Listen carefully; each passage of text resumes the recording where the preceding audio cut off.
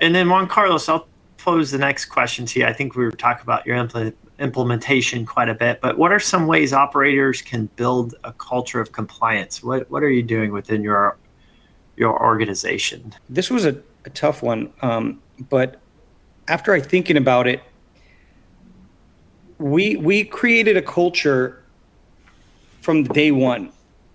We make a culture by having discussions about these laws on a regular basis.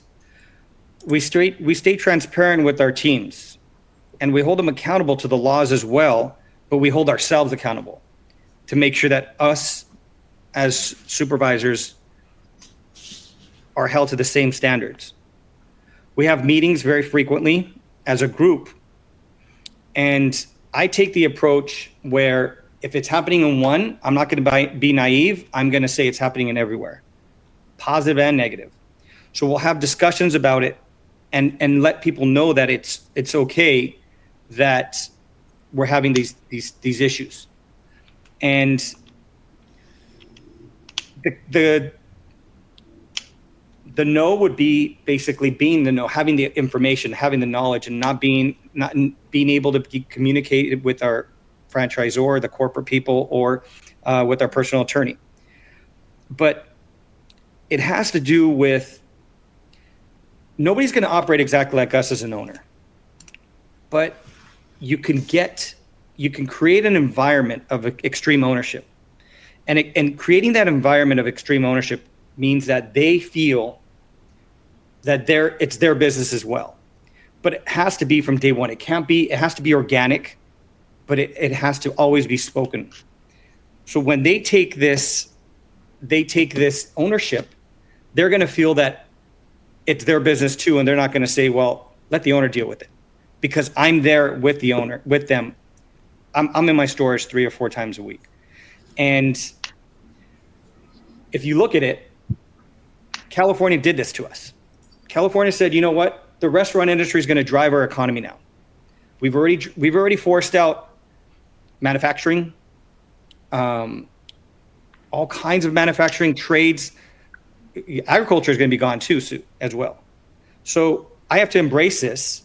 And if I embrace it, I'm basically saying, okay, if you want to create this to be a career, when I first came to the industry, it wasn't a career. It was something where I loved and I was passionate about, but maybe a few, like our management, would make a career out of it. But it seems like they want us to make everybody a career out of it. So I'm going to embrace that. So I have to hold everybody accountable, but I'm in it with them too. And so that's how I created the culture where I'm going to embrace this opportunity that California gave me and say, well, I guess I'm going to have to help run this economy, and I have to hold these people accountable. But at the same time, California is going to hold me accountable, and I have to stand by it. And that's basically how I've built my culture with my company and grow within. All my management staff has been with me from the beginning. They were hired just as a regular entry level person. Great. No, I think that's the approach. Yeah, a lot of people are looking at taking. It's not, at $20 an hour. It's not an entry level position. It's not a job that somebody has to help. While they're in high school on the summers or anything like that. And I think there's a cost to that. It's going to drastically reduce the amount of people that are available for these jobs. But to your point, Juan Carlos, and I think we touched on it too, it's, at $20 an hour, that employee has to bring $20 an hour value plus more.